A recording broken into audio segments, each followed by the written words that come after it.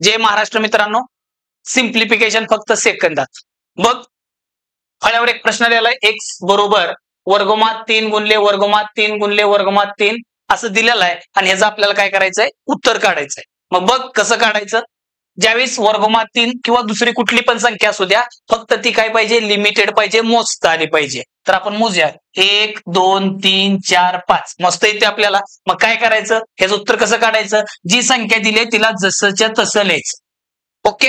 त्यानंतर काय करशील, 3 किती वेळा आले बाबा, 5 वेळा आले, आत्ताच मोजला आपण.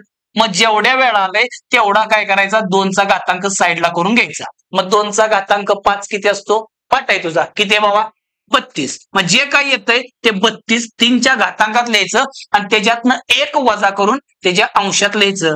तर उत्तर आलं 3चा घातांक 31/32. अजून एक बघ,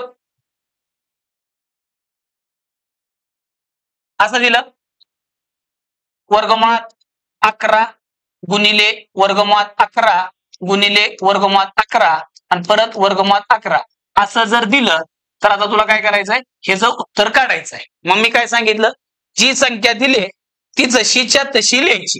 मग 11ला 11 लिहून टाक.